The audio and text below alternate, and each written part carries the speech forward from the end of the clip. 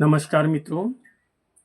पिछले वीडियो में हमने भारतीय न्याय संहिता की धारा 98 पर चर्चा किया था, जिसमें वेश्यावृत्ति आदि के प्रयोजन के लिए शिशु को बेचना, यानी कोई वेश्यावृत्ति आदि के प्रयोजन के लिए कोई व्यक्ति किसी शिशु को बेचता है तो उसकी सज़ा जो होगी क्या होगी और क्या परिभाषा था, इस पर हमने चर्चा किया था।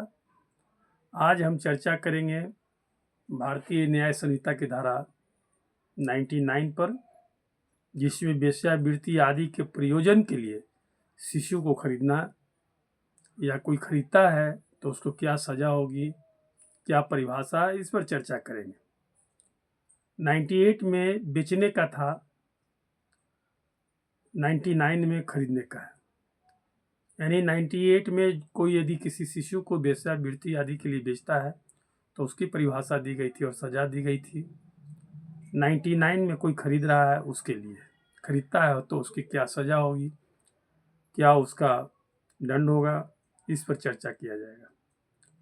तो 99 क्या क्या परिभाषा है कि जो कोई किसी शिशु को इस आशय से ऐसा शिशु किसी भी आयु में वेश्यावृत्ति या किसी व्यक्ति से अनुचित संभोग करने के लिए या किसी विधि विरुद्ध और अनैतिक प्रयोजन के लिए काम में लाया जाए या उपयोग किया जाए, या संभाव जानते हुए कि ऐसा व्यक्ति किसी भी आयु में भी ऐसे किसी प्रयोजन के लिए काम में लाया जाएगा या उपयोग किया जाएगा, खरीदता है, भाड़े पर लेता है या अन्यथा उसका कब्जा अभी प्राप्त है, तो वह दोनों में से किसी भी भांति के कारावास से जो 7 वर्ष से कम नहीं होगी किंतु 14 साल तक की हो सकेगी, और दंडित किया जाएगा और उसे जुर्माने से भी दायी होगा।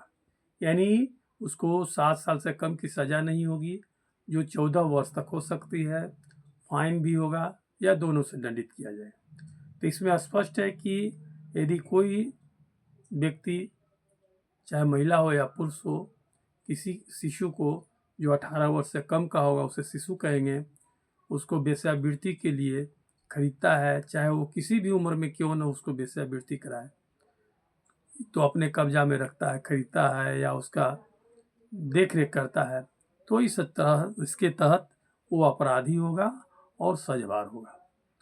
इसमें एक चीज़ है, स्पष्टीकरण है कि 18 वर्ष से कम आयु की किसी महिला को खरीदने वाली, भाड़े पर लेने वाली या अन्यथा उसका कब्जा अभिप्राप्त करने वाली किसी वेश्या के या वेश्याघर चलाने या उसका प्रबंध करने वाले किसी व्यक्ति के बारे में जब तक कि प्रतिकूल साबित न कर दिया जाए, यह उपधारणा की जाएगी कि ऐसी महिला का कब्जा उसने इस आशय से अभिप्राप्त किया है कि वह वेश्यावृत्ति के प्रयोजन के लिए उपयोग में लाई जाएगी। यानी जब न्यायालय में उसका ट्रायल होगा तो यदि उसको यह सिद्ध हो जाता है कि उसने इस पर वेश्यावृत्ति के पर्पज से ऐसा नहीं किया है, तो वो इस सेक्शन के तहत दोषी नहीं होगा।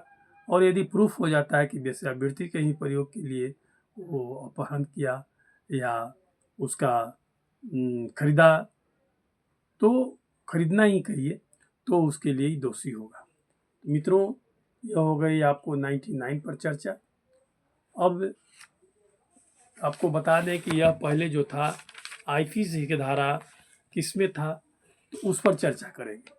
तो आईपीसी की धारा 373 में यह पहले वर्णित था, जिसे अब हम लोग 99 में पढ़ रहे हैं, देख रहे हैं। और एक चीज़ है, अनुचित संभोग का इसमें स्पष्टीकरण है कि वही अर्थ है जो धारा 98 में वर्णित है। और आपको यह जो अपराध है उसका क्लासिफिकेशन है कि यह कॉग्निजेबल है, नॉन बेलेबल है, और इसका जो ट्रायल होगा कोर्ट ऑफ सेशन के द्वारा होगा। मित्रों, आज 99 पर हमने चर्चा किया, भारतीय न्याय संहिता की धारा 99 पर चर्चा किया। पुनः हम अगले एपिसोड में 100 पर करेंगे, जिसमें आपको आपराधिक मानव वध के परिभाषा और उसका क्या सज़ा है उस पर चर्चा होगी। और इसमें आपको अध्याय 6 जो है वो 100 से शुरू होता है और आगे की बताएंगे कि कब कब तक उसका 100 से लेकर किस सेक्शन तक अध्याय 6 में वर्णित है। तो मित्रों फिर हम मिलते हैं। नमस्कार, धन्यवाद, थैंक यू। यदि अभी तक आपने इसे सब्सक्राइब नहीं किया है तो कृपया सब्सक्राइब कर लें ताकि आप तक हर वीडियो पहुंच जाए।